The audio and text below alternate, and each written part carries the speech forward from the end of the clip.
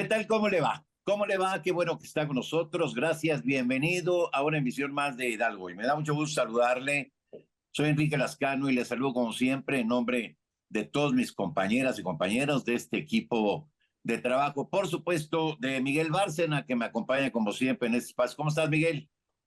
Muy bien, Enrique, contento nuevamente de estar aquí con la audiencia del estado de Hidalgo y sobre todo para pues hablar de un tema que nos interesa a todos, independientemente de dónde vivamos en este país, que tiene que ver con pues, los miembros del gabinete de Claudia Sheinbaum y sobre todo los pendientes que deja Andrés Manuel López Obrador y los retos que tiene que enfrentar la próxima presidenta. Y pues para ello tenemos dos invitados de lujo, dos queridísimos colegas y amigos de muchos años. Me da mucho gusto saludar a Víctor Sánchez Baños. Víctor, bienvenido, muchas gracias por estar nuevamente con nosotros. Hola, ¿qué tal? ¿Cómo están? Los saludo con mucho afecto también desde la Ciudad de México. Ustedes también están pues muy interesados, igual que yo, sobre estos temas, ¿no? Así es. Muchas gracias, Víctor. Y Enrique. saludo también a Arturo Suárez. Mire, los dos periodistas muy destacados.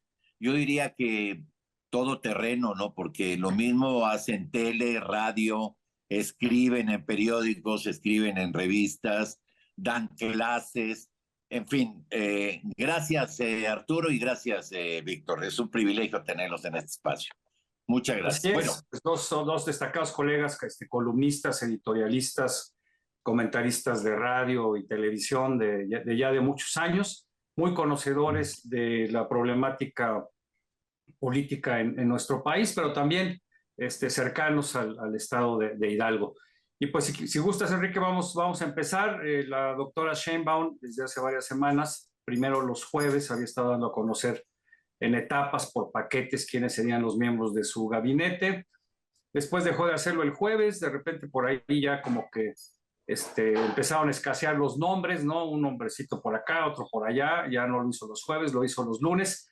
Pero yo empezaría preguntándoles a nuestros invitados, curiosamente, Víctor, Arturo, el tema que más nos preocupa a los mexicanos es el de la seguridad o el de la inseguridad. Y precisamente dos de los cargos más relevantes relacionados con este tema, que son los titulares de Marina y la Defensa, pues hasta la fecha no han sido nombrados. Ya dijo la presidenta que será en septiembre, pero pues uno pensaría que por la importancia que tienen estos temas, debieran o deberían de haber sido de los primeros. ¿Tú cómo lo ves, Víctor? Pues definitivamente, desde el punto de vista estratégico para Claudia, debe nombrarlos hasta el final. Y te voy a decir por qué. Porque hay un jaloneo interno tanto en Marina como en la Secretaría de Defensa, donde pues hay generales que no están de acuerdo con las actuales dirigentes de la Secretaría de Defensa Nacional y también de la Secretaría de Marina. ¿Qué es lo que hay alrededor de todo ello? Y no se ha dado cuenta Andrés Manuel López Obrador de lo que creó. Le dio a los militares una gran cantidad de negocios, negocios en donde pues es irresistible meterle la mano al presupuesto.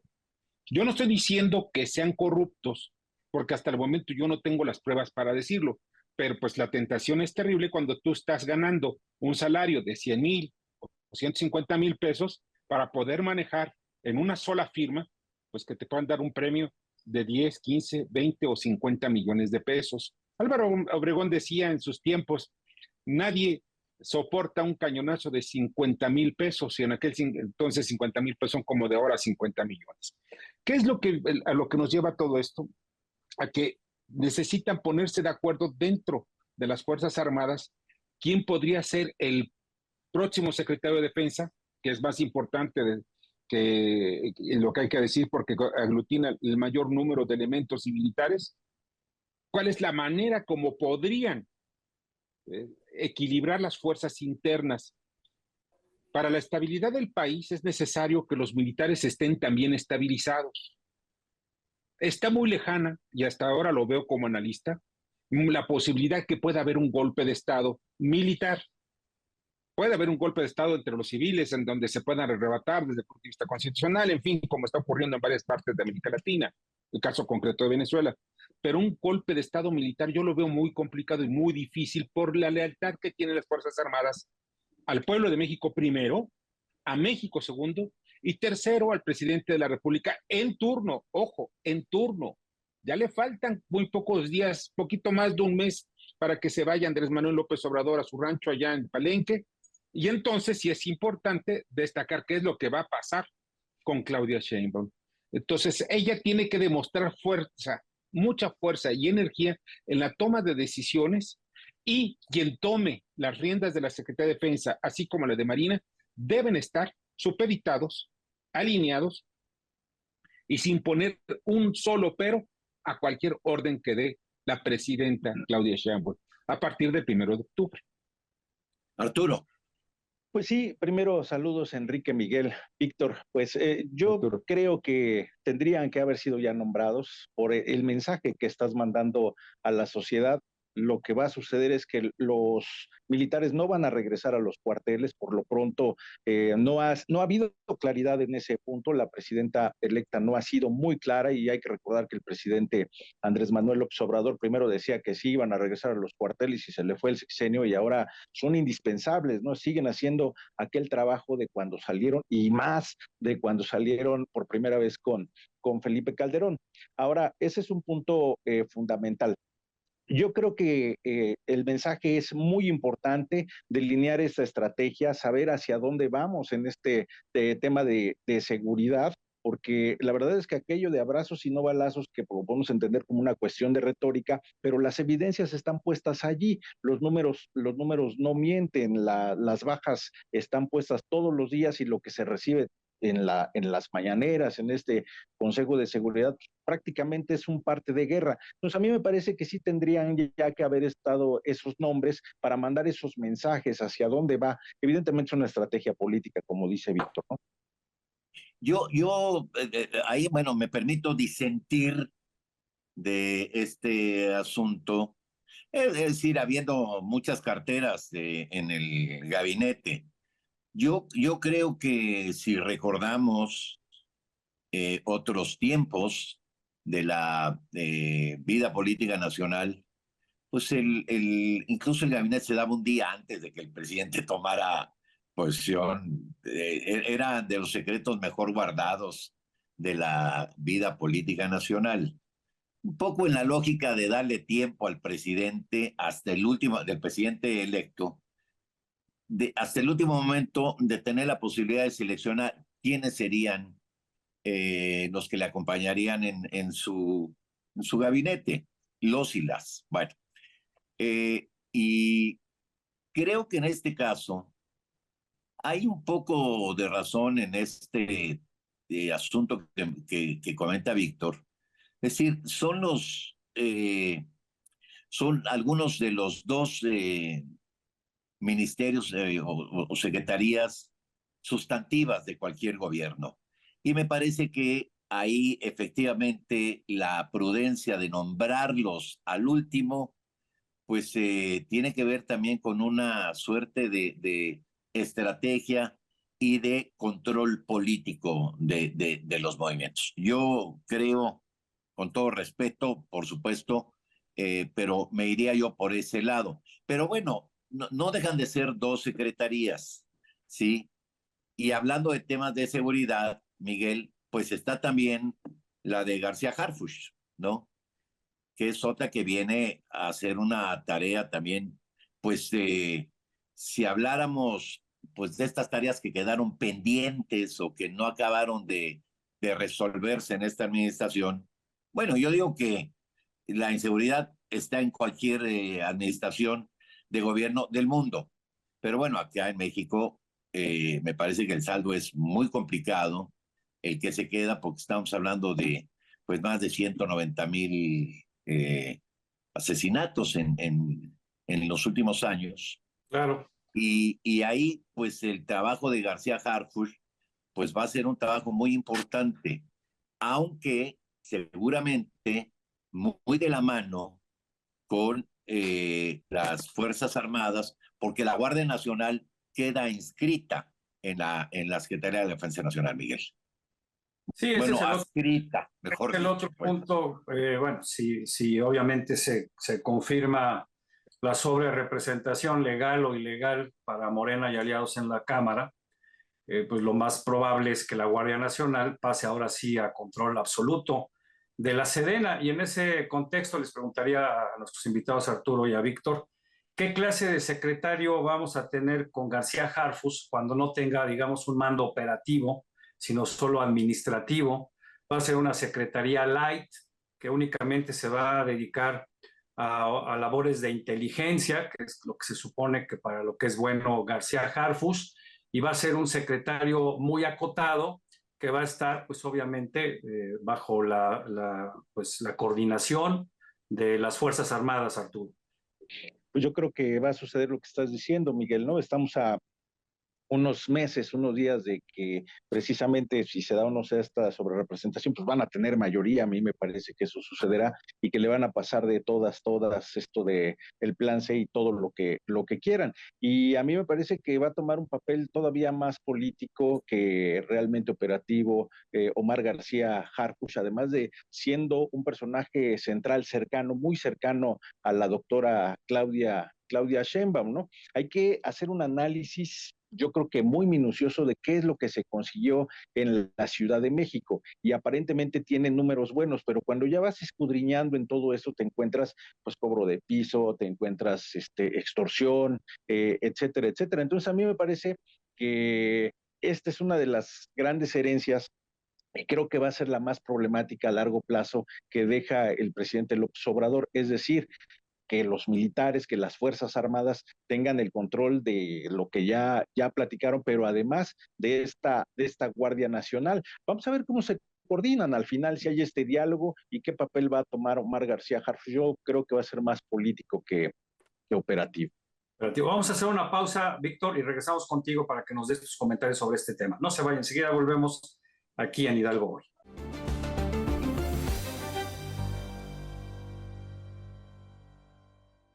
Bueno, ya estamos de nueva cuenta aquí en Hidalgo Hoy con los invitados Víctor Sánchez Baños, Arturo Suárez y, bueno, pues por supuesto sus amigos Miguel Bárcena y un servidor. Se quedó una pregunta pendiente, Víctor. Te escuchamos atentos. Mira, hay que ver cómo está estructurado el sistema de seguridad en México, que se divide en dos áreas, la seguridad nacional y la seguridad pública. Ambas están interrelacionadas, pero fundamentalmente la seguridad nacional es la que tiene en sus manos la Secretaría de Defensa Nacional de acuerdo a nuestras leyes. Y la seguridad pública está en manos de autoridades civiles. Sin embargo, la distorsión que hizo Andrés Manuel López Obrador de lo que es seguridad, porque no lo ha entendido, no lo entiende, desafortunadamente cree que la seguridad es, por una parte dice el discurso político de abrazos, no balazos, y por otra parte es militarizar al país, lo cual esto implica muchos riesgos para la democracia. Pero regreso al tema. Estas dos áreas siempre, o en teoría, dice el presidente que se reúne a las 5 o 6 de la mañana con el gabinete de seguridad. Ese gabinete, ¿quiénes lo conforman? Lo conforma el secretario de Seguridad Pública de la Ciudad de México, la secretaria de Seguridad Pública a nivel nacional, Rosa Isela. También lo llegan a ellos los dos secretarios, tanto el de Defensa como el de Marina, y sus encargados de cada una de estas dependencias de información política o de inteligencia política. Todo esto nos lleva a una reflexión. ¿Qué es lo que va a pasar ahora con Claudia Sheinbaum? Dice Claudia que van a seguir las reuniones de seguridad antes de las 7 de la mañana. Y por otra parte, también habla de una serie de mecanismos que se van a ir estableciendo paulatinamente para que la seguridad nacional esté implícita en la seguridad interna o pública. Se habla mucho de varias cosas, pero aquí, ¿por qué está Omar García Harfuch en la Secretaría de Seguridad Pública, ya supliendo a partir del 1 de octubre a Rosa Isela, quien se va Rosa Isela a la Secretaría de Gobernación? Que estos son implicaciones que tienen mucho más trascendencia. ¿Por qué? Porque la Secretaría de Gobernación aparentemente tendría que llevar el control de todo el gabinete. Sin embargo, desde Presidencia de la República se lleva el control del gabinete por la misma secretaria, la actual secretaria, Luisa María Alcalde, pues no lleva el control del gabinete. Es más, si le habla por teléfono al secretario de Hacienda, quién sabe si le conteste. Digo, por decencia yo creo que sí. Pero hablamos de lo que es el control del gabinete por una parte y lo que va a pasar. Omar García Harfuch es el nieto de un exsecretario de la Defensa Nacional, hijo de un jefe de la policía y presidente del PRI. Y él actualmente, pues desde un cachorro priista, pasa a Morena y se acerca, bueno, por recomendaciones internas del equipo de Andrés Manuel López Obrador, a Claudia Sheinbaum. Claudia le entrega la seguridad de la Ciudad de México y da, pues nada extraordinario en cuanto a resultados, pero sí mantiene una cierta estabilidad. ¿Qué es lo que ocurre? Que las mafias empiezan a apoderarse de la Ciudad de México, que es el gran festín, es precisamente la cereza del pastel para el crimen organizado, y no lo han podido controlar, no lo han podido tampoco, digo, estoy hablando que el crimen organizado no ha podido tomar el control de la Ciudad de México. Ha tomado algunas ciudades como Guadalajara, Guanajuato, incluso el Estado de México, pero no está haciéndose en esos niveles. ¿Qué es lo que va a pasar?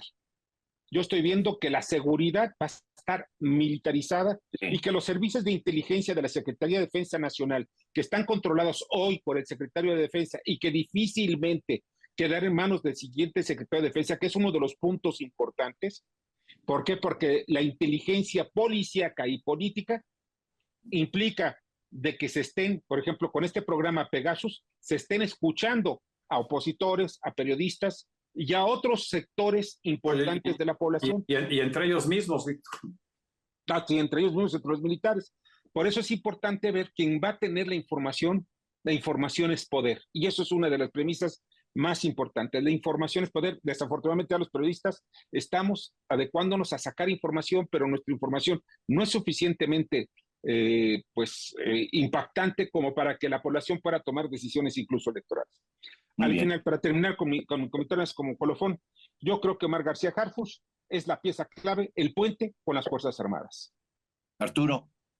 Sí, coincido con esto que acaba de decir Víctor, ¿no? Esto, punto de partida de que va a ser este puente con las Fuerzas Armadas, a mí me parece que sí. Yo insisto, no hay que perder de vista primero que Omar García Harfuch no era como del gusto tanto del presidente Andrés Manuel López Obrador, ¿no? Ahí están los testimonios periodísticos al respecto, y al final, pues Claudia ya con este mando que ya tiene y que ya prácticamente está operando, pues se lo lleva y es uno de los hombres claves para la parte que viene en el punto de seguridad. A mí me parece que vamos a ver un secretario, yo insisto, muy politizado, entrándole a temas quizás hasta que no le compete, ¿no? En esta parte de la seguridad y más en la parte de la política.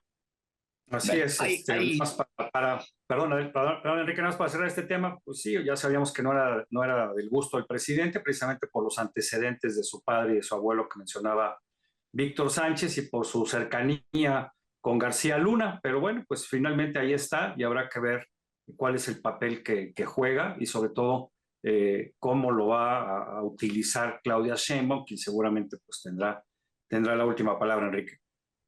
Bueno, hay otro nombramiento que a mí me parece muy interesante, y porque siempre la economía juega un papel fundamental en cualquier gobierno. Y dada la historia reciente que se generó en la época de pre-campaña interna de Morena, bueno, de Morena, PT y Verde, pues el nombramiento de Marcelo Ebrard a mí me sorprendió, debo decirlo. No lo ubicaba yo en una posición así, y me parece que esto obedece a que es un hombre que puede generar confianza en los mercados y en las inversiones, Víctor. Fíjate que sí, mira, aquí hay una política que hizo Claudia que me parece muy, muy, muy importante e interesante. Por una parte, manda como secretaria de Relaciones Exteriores a Alicia Bárcena, y por otra, revive a Marcelo Ebrard y lo manda a Economía. Muchos dirían, dice, oye, pero ¿para qué Economía? Pues ella es el que ella no tiene contacto con empresarios internacionales. No, aquí no es el asunto los empresarios ni el Tratado de Libre Comercio, que pasa a un segundo término que no deja de ser importante.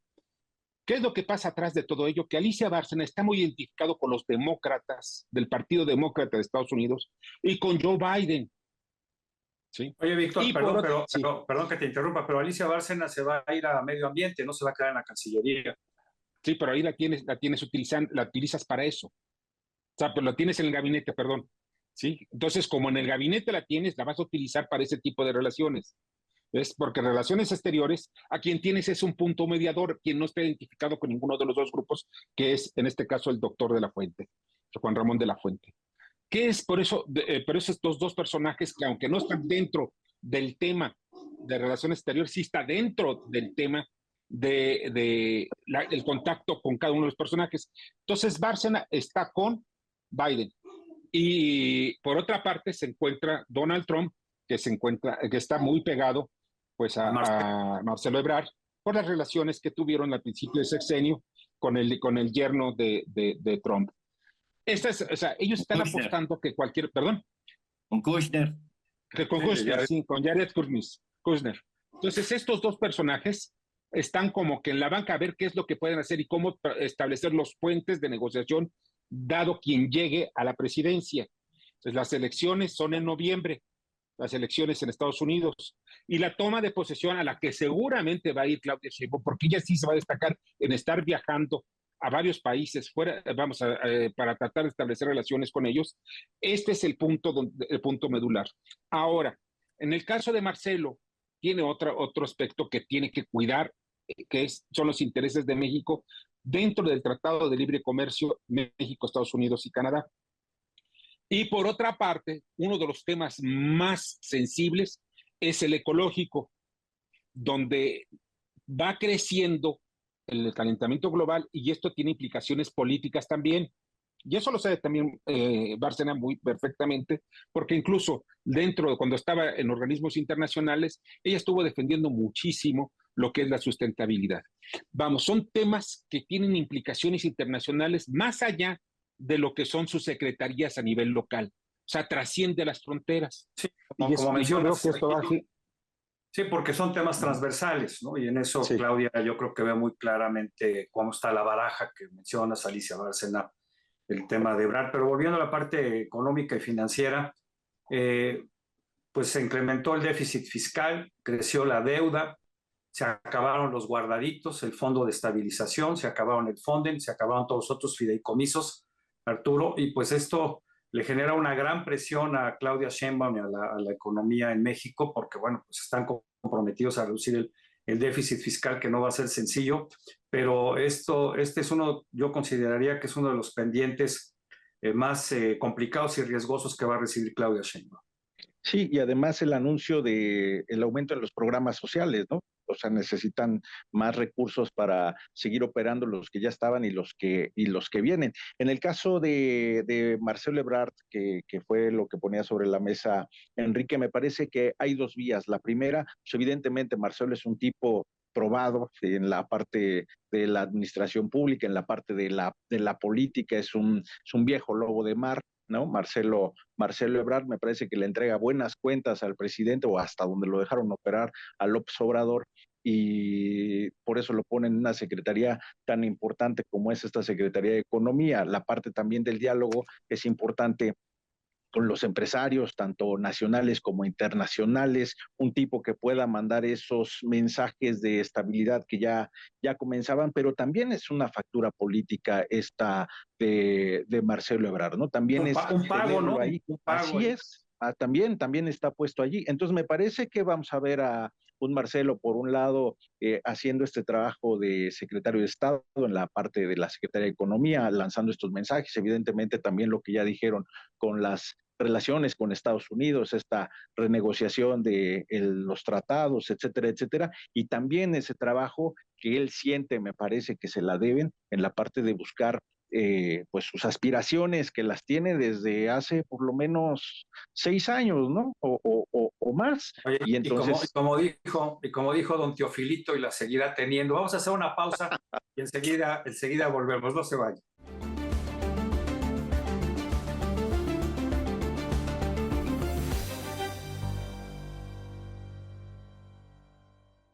Hemos estado hablando del gabinete, de Claudia Sheinbaum, de los pendientes, y bueno, pues hablábamos de Marcelo Ebrard en este papel que tendrá Ahora, hay dos temas que son importantes, Enrique, no sé si coincidas conmigo, dos pendientes muy graves también, el atraso en la educación pública y en el tema de la salud, Enrique.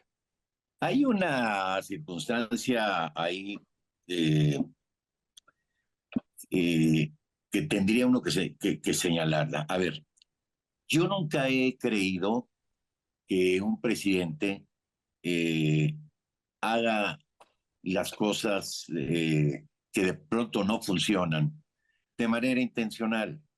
Yo creo que todos los presidentes aspiran a pasar a la historia como los mejores mandatarios que ha tenido el país. Esa es una aspiración lógica y legítima. Bueno, de pronto las circunstancias no se dan, ¿no? Este país ha tenido, digamos, en el tema de salud, dos circunstancias muy particulares a lo largo de la administración del presidente López Obrador. Primero, la recomposición del sector salud, sí, completo, sustituyendo el Seguro Popular por el INSABI. Un trabajo o digamos, proyecto que el propio presidente de la República reconoció hace unos meses que no había funcionado, ¿no? Que no había funcionado. Y entonces se incorpora bienestar y se crea el INS Bienestar, ¿sí? Que está haciendo un trabajo poco a poco de ir, digamos, integrando a la seguridad social a millones de mexicanos que ahora mismo pues todavía no la tienen al quedar, digamos, fuera de lo que era el Seguro Popular. Esa es una circunstancia.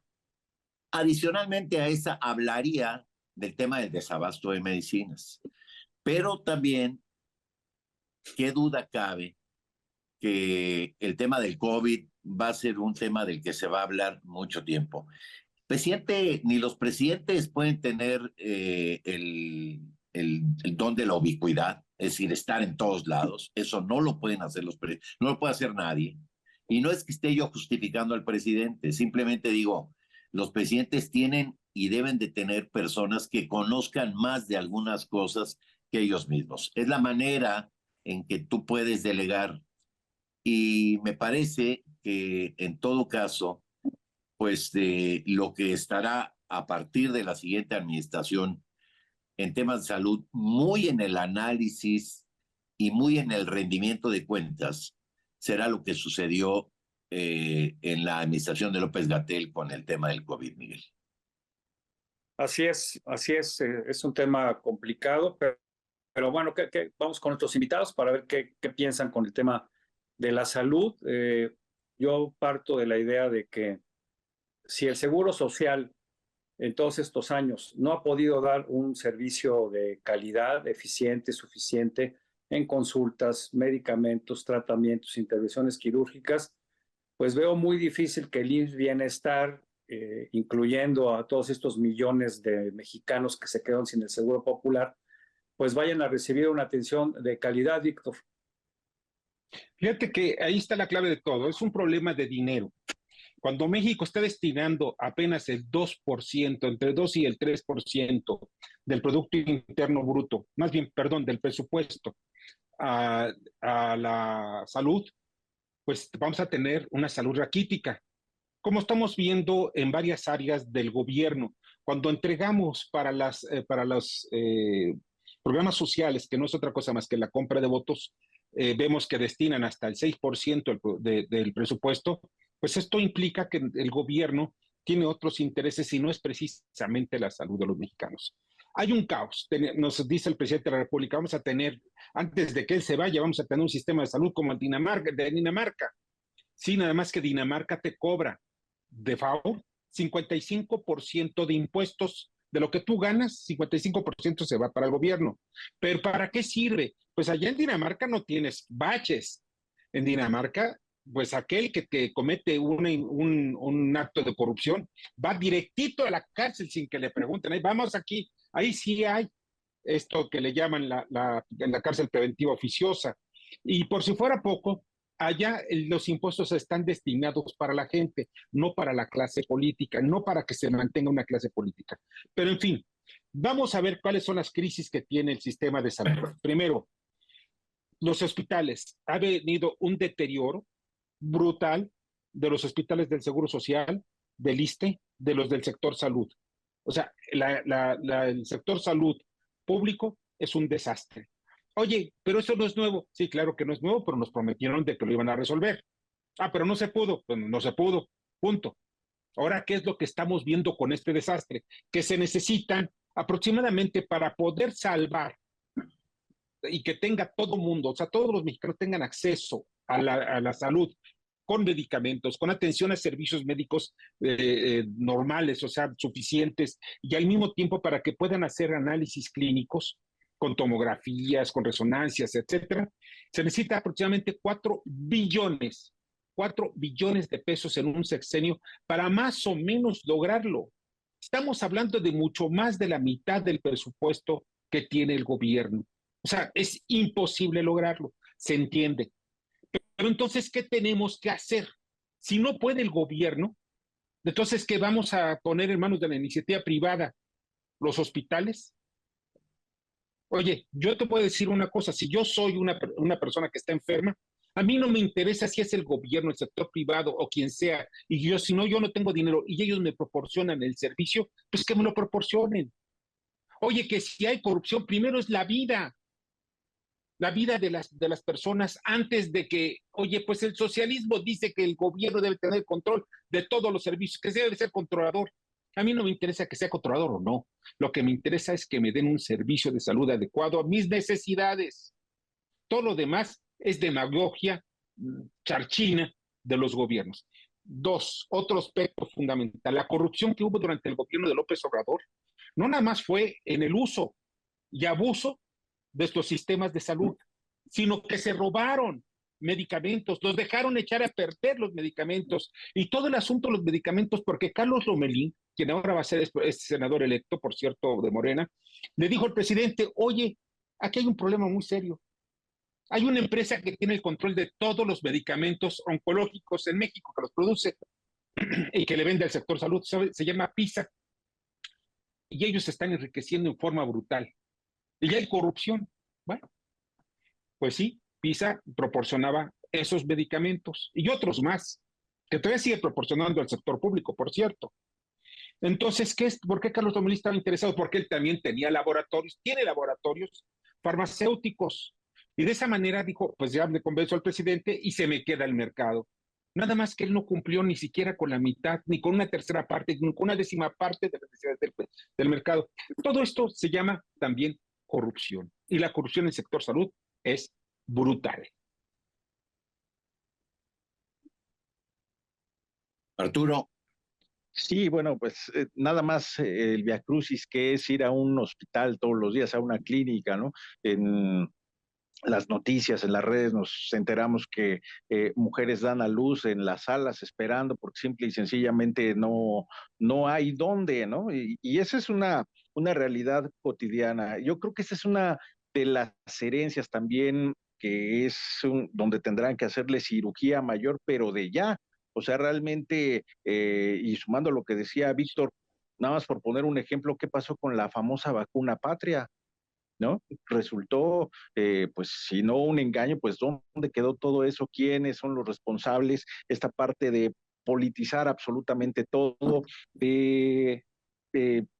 la confrontación cuando realmente estás viendo que el sistema de salud no sirve. A mí me parece que lo que fue la pandemia y este paso a lo que era el INSABI y luego al IMSS Bienestar, llegó en el peor momento, le llegó en el peor momento al presidente de la República, a una administración y por supuesto a los mexicanos, ¿no? Que somos los que usamos estos servicios de salud. Y bueno, evidentemente no vamos a ser como Dinamarca, pero yo diría entonces, ¿cuándo vamos a ser como pues México en realidad? ¿Cuándo vamos a tener esos servicios de salud que realmente nos alcancen y nos den servicio a todos, servicio de calidad y un servicio humano realmente?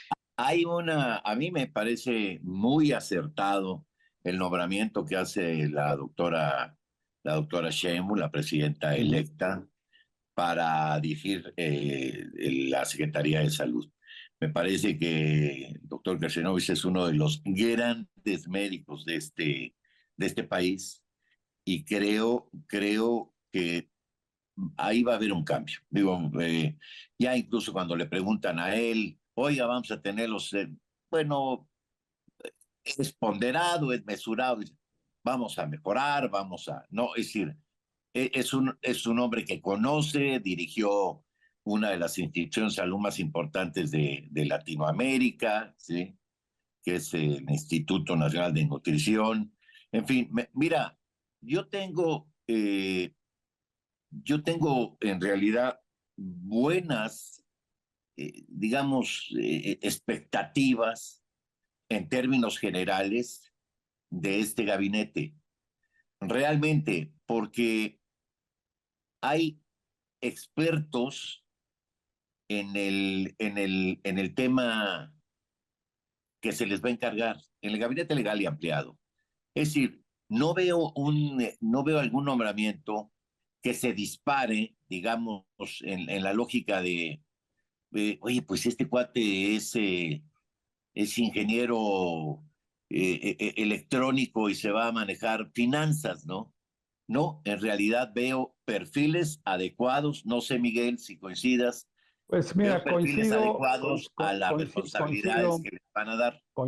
coincido con lo que mencionas, pero en la primera parte del gabinete, en los perfiles técnicos y científicos y especializados que presentó, después pues ya fueron encargos del presidente López Obrador, enroques, ¿no? Para tener Esa también es algún una, esa es una control. opinión, es una percepción tuya.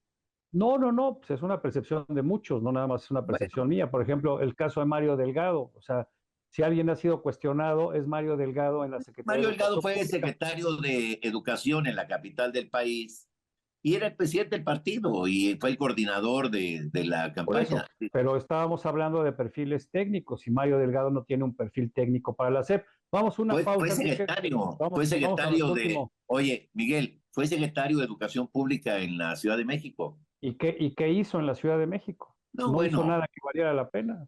No hizo nada que valiera la pena. Vamos a una pausa y enseguida regresamos.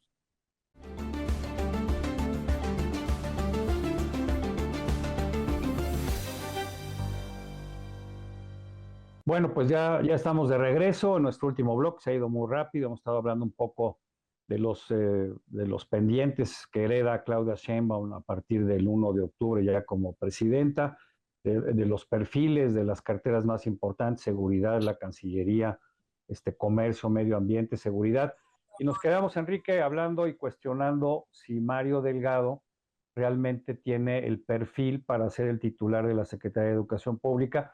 Dice Claudia Sheinbaum que porque sus papás fueron maestros, ¿no? Y ya eso le da, pues digamos, una cierta identidad con el magisterio, más lo que tú mencionabas, él fue secretario de Educación, pues muy breve, porque él estuvo primero en finanzas, ¿no? Con todo el tema del metro, y luego cuando vino algunos problemas internos, lo cambiaron y demás, pero bueno, no sé qué piensan nuestros invitados sobre el caso particular de la Secretaría de Educación Pública, los pendientes en educación pública y sobre todo el papel de Mario Delgado, Víctor.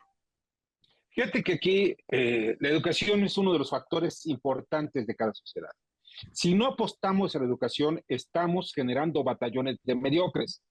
Y es lo que ocurre. Como dijo el presidente López Obrador, vamos a crear 100 nuevas universidades en la cuarta transformación.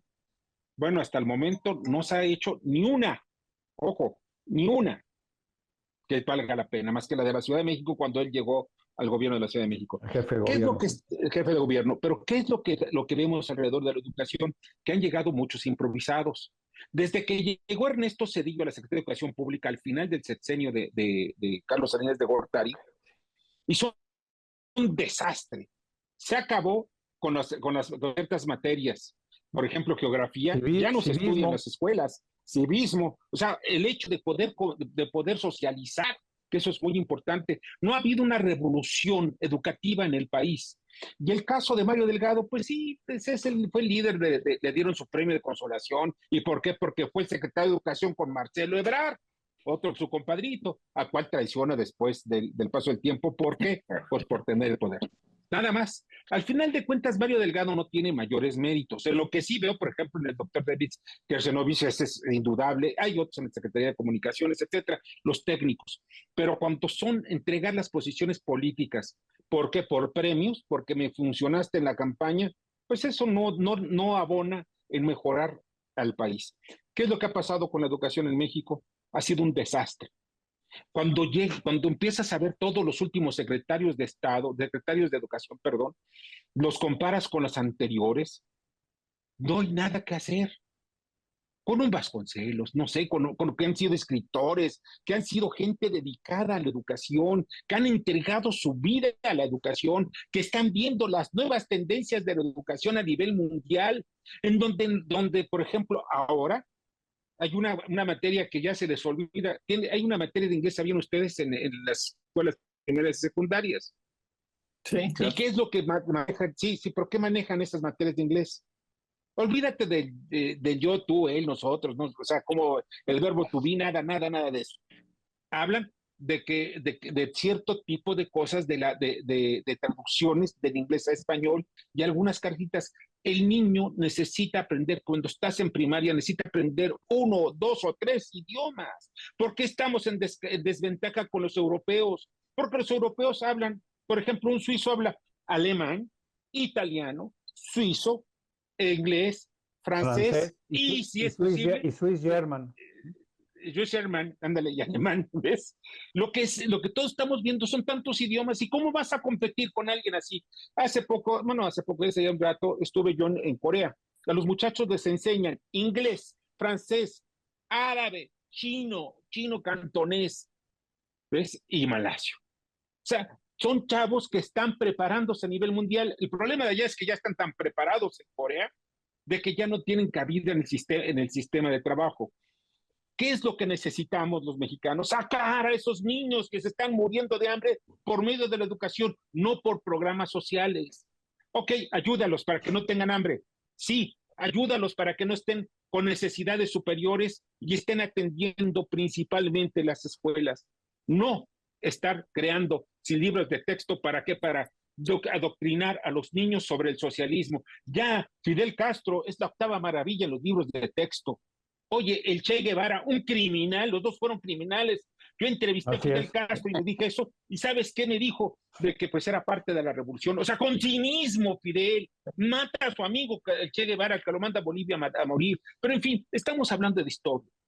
Y la historia no se enseña en las escuelas, o en México cuando menos.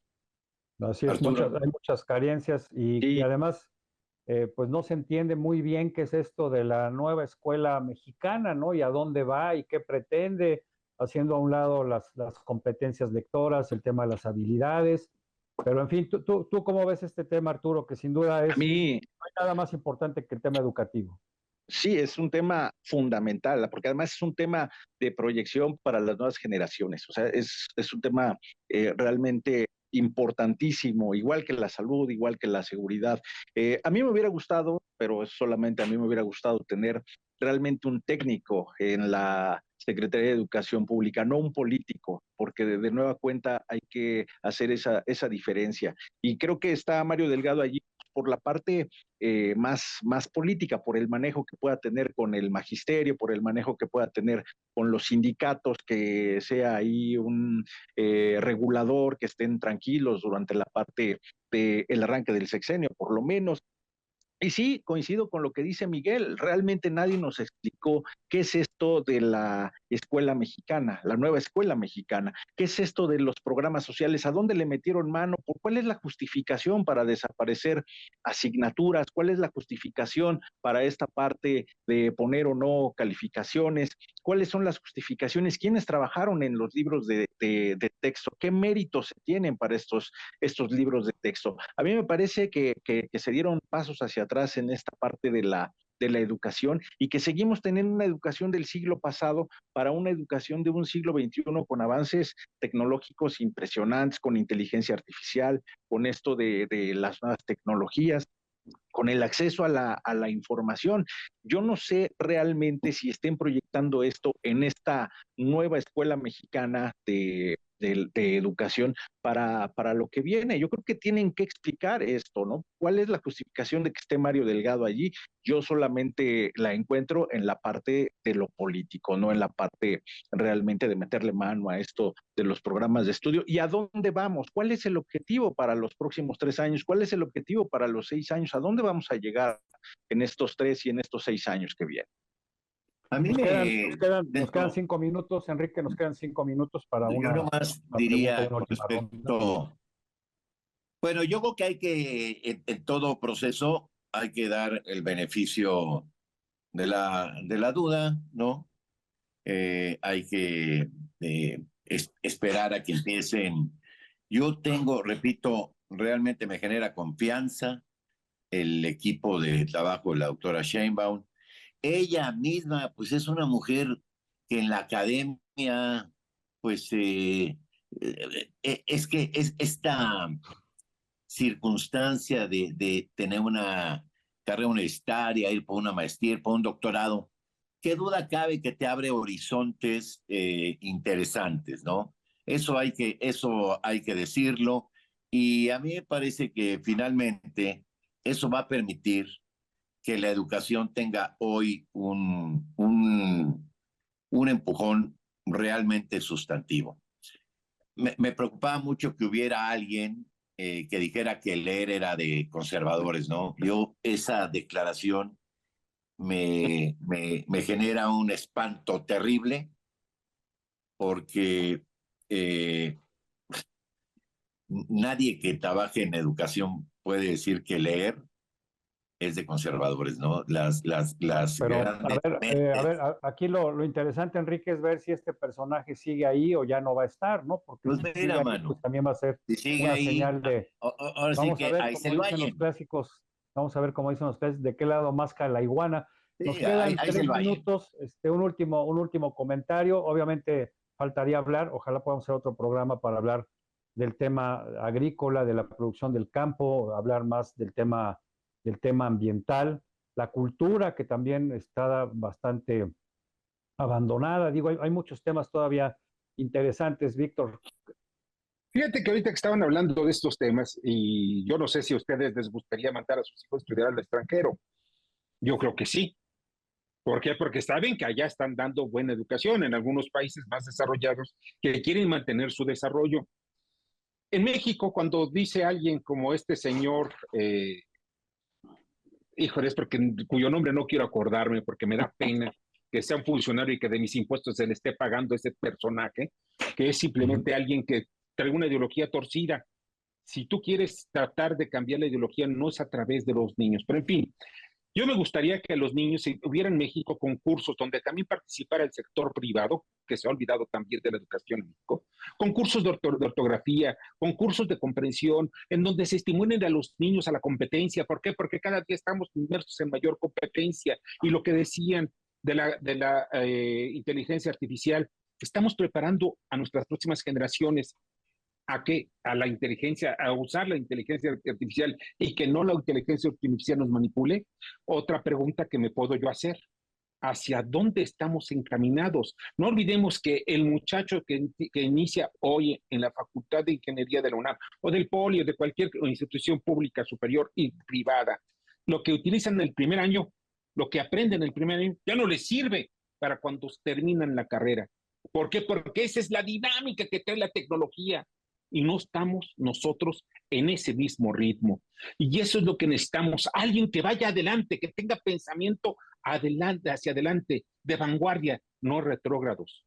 Así Y es. como dicen los nuevos fachos, cuidado, cuidado, porque hacia allá nos quieren caminar. Entre más estemos sometidos a la ignorancia, más fácil nos van a dominar.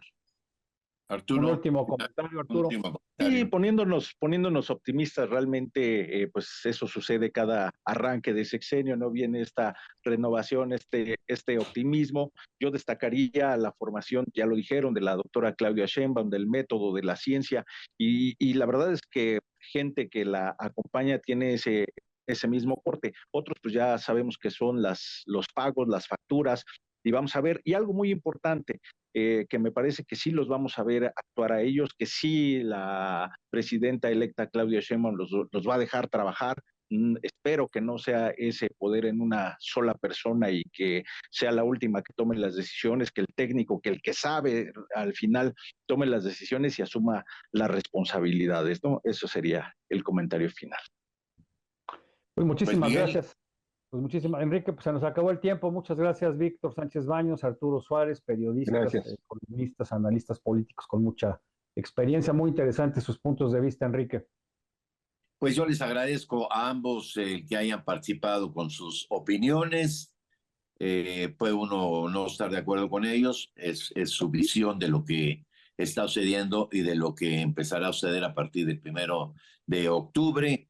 Miguel, gracias por... Gracias a ti y pues hagamos otro programa precisamente para analizar otros temas, como decíamos, el campo, la producción de alimentos, el medio lo que ambiente, resta la cultura, la del ciencia, la gabinete tecnología. legal y ampliado. Así es. Pues nos vamos. Muy bien. Muchísimas gracias por su atención. Gracias a todo el equipo de producción de Hidalgo Hoy. Lo esperamos aquí en este mismo espacio la próxima semana. Hasta pronto.